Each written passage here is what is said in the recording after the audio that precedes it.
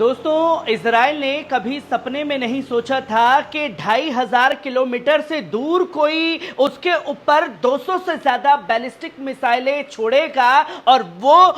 200 से ज्यादा मिसाइलें उसके इजराइल में भारी तबाही मचा जाएंगी। और इस कारनामे को अंजाम करके दिखाया है ईरान ने, जहां मंगलवार को 200 से ज्यादा बैलिस्टिक मिसाइलें इजराइल के ऊपर दागी गई और तमाम जगहों पर तबाही मचाने का काम जो है वो खास तौर पर ईरान ने किया है, जहां 32 बैलिस्टिक मिसाइलें नवीनतम एयरबेस पर गिरी और 32 मिसाइलों ने तकरीबन 20 से 25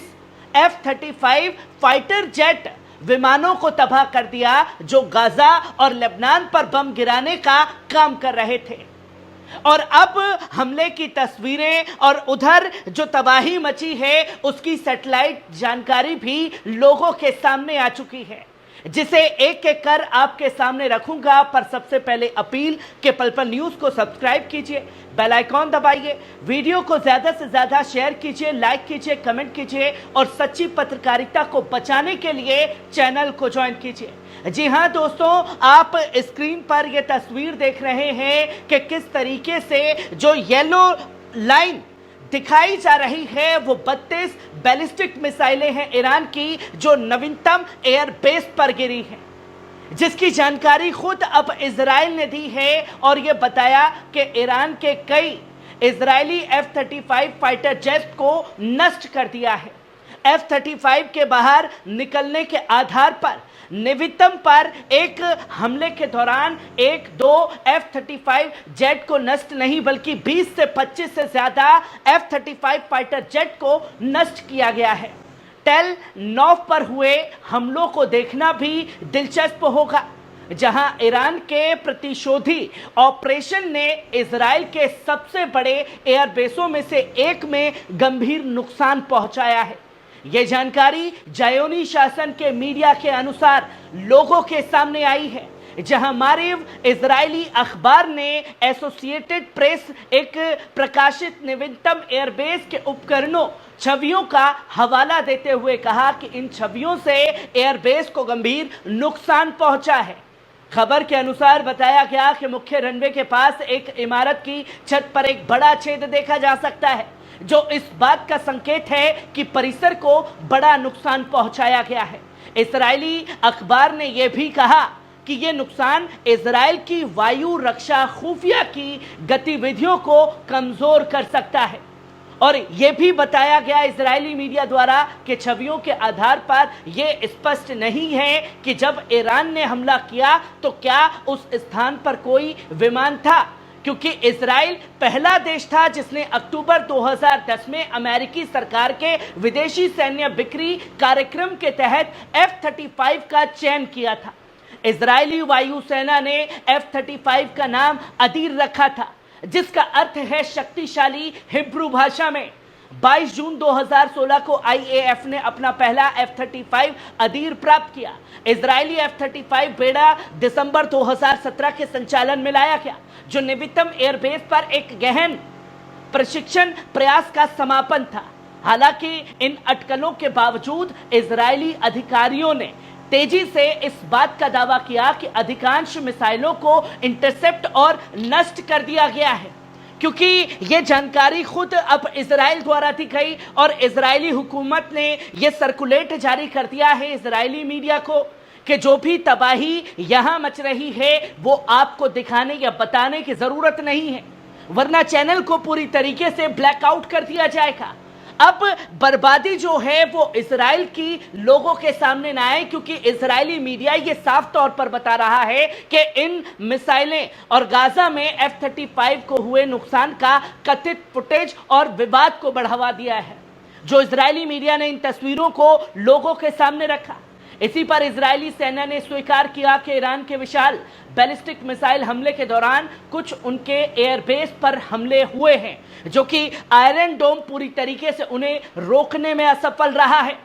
और मिसाइलों ने बेस पर कार्यालयों और रखरखाव क्षेत्रों को मामूली नुकसान पहुंचाया है, क्योंकि कभी भी इजराइल ये मानने को तैयार नहीं है कि उसे बड़ा नुकसान पहुंचा है। इस हमले में लगभग 200 बैलिस्टिक मिसाइलें शामिल थी, लेकिन अधिकांश को इजराइल और अमेरिकी रक्षा प्रणालियों द्वारा इंटरसेप्ट किया गया, जो कि इजराइल का दावा है। पर इंटरनेशनल मीडिया ने साफ तौर पर बताया कि 90% मिसाइलें इजराइल के अंदर जा करके गिरी हैं और उसने सटीक निशाने को प्राप्त किया है।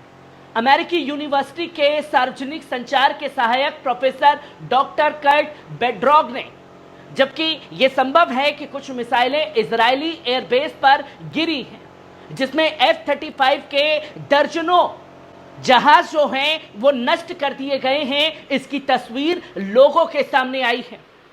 और जब ये तस्वीर सामने आई है तो वहीं ईरान ने इजरायली शासन के समर्थकों को बड़ी चेतावनी दी है कि यदि वे इस्लामिक गणतंत्र के साथ हो रहे संघर्ष से दूर नहीं रहते हैं तो उन्हें वैध लक्ष्यों के रूप में देखा जाएगा। और गुरुवार को इजरायली द्वारा किए गए एक और नापाक कृत्य के जवाब में ईरान के संयुक्त राष्ट्र में स्थायी मिशन को स्पष्ट किया कि ईरान किसी भी आक्रामकता में कार्य का जवाब अवश्य देगा। मिशन ने बताया कि अमेरिका के हितों का प्रतिनिधित्व करते हुए तेहरान में स्विस दूतावास ईरान के लिए एकमात्र आधिकारिक संचार चैनल है।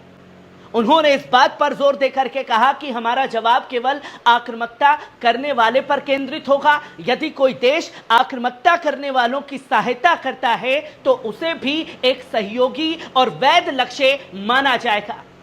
हम देशों को सलाह देते हैं कि वे इजरायली शासन और ईरान के बीच के संघर्ष में ना उलझे, खुद को इससे दूर रखे, जो कि राष्ट्रपति मसूद पेजेश्किन ने बुधवार को कहा।